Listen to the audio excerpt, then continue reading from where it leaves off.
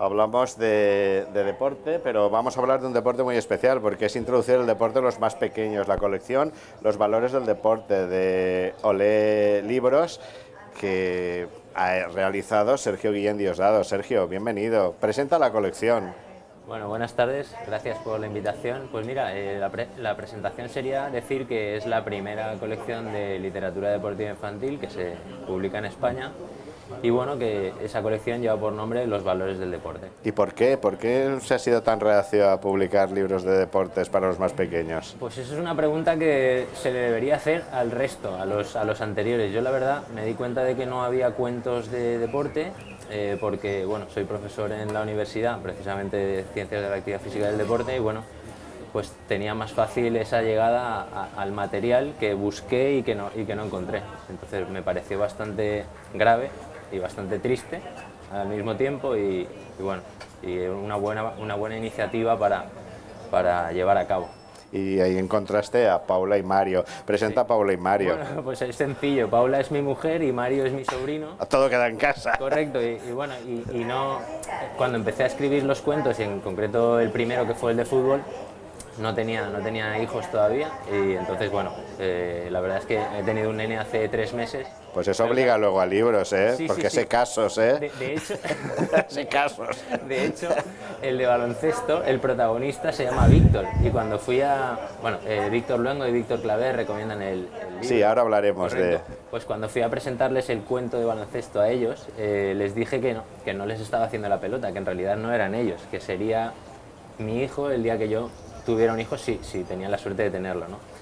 Y bueno, sí que lo he tenido y entonces mi hijo se llama Víctor, que es el protagonista del cuento de baloncesto.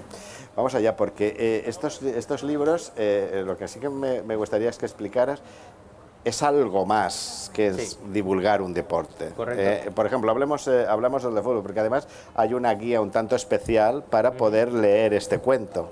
Efectivamente. Hay 2 tipos de lectura, una que podríamos calificar de lectura compartida. Pues una lectura para papás o para mamás, para abuelitos, tíos, en definitiva para adultos, y una lectura para niños. Que sería los círculos Correcto. rojos. La lectura para adultos va pues encirculada, cada una pues en un color o con una tipología, un diseño distinto según el cuento. Ese lleva ese color, pero el de baloncesto es un balón de baloncesto, el de tenis es una pelota de tenis, con el color propiamente de la pelota o del balón, ¿no? Y bueno, pues lógicamente el texto del adulto, de la lectura de adultos, está más detallado, tiene más complicaciones, más extenso y va con un tipo de letra distinto que el de... Pero puede ser un cuento para la hora de dormir. Correcto, de hecho, lo que intentábamos era que los papás y las mamás no se inventen los cuentos, porque muchas veces de una semana a otra el cuento ha variado y el niño es pequeño, pero no está tonto, o sea, sabe perfectamente que el cuento la semana pasada era de otra forma. Bueno, pues ahora no hace falta que los papás, las mamás, los abuelitos tiren de imaginación, sino que pueden leer literalmente cada una de las frases del cuento. Cuéntame un poco, porque una parte importante de este tipo de libros son las ilustraciones. Correcto. Bueno, pues las ilustraciones, tengo la suerte de trabajar en una productora de animación audiovisual, entonces yo estoy director de contenidos allí, todo lo que hacemos es para niños y educativo. Entonces, en este caso, sí estoy de acuerdo contigo, las ilustraciones son muy llamativas, muy bonitas, pero eso no es mérito mío, es mérito de los ilustradores de la productora, ¿no? Paula y Mario y el partido de fútbol, Paula, Mario y Víctor en el partido de baloncesto, Sí, pero Paula y Mario y el running, y Paula y Mario en la clase de tenis. Cada uno de estos libros además cuenta con unos prescriptores de excepción. Sí, El de fútbol, por ejemplo, tenemos a Vicente Iborra, a Amadeo Salvo, a Héctor Rodas, Sí. Pero veo que no es un libro que pueden leer los granotas. Bueno, vamos a ver, los granotas sí que lo podían leer porque de hecho Héctor Rodas, que lo prescribe, va con la foto de cuando jugaba en el Levante. Cuando jugaba. Además yo lo he tenido de alumno en la universidad, yo he sido su tutor esos 5 años y por eso he tenido la suerte de que me prescribiera el cuento y además Vicente, como ellos son muy amigos, pues por ese motivo también está Vicente Iborra.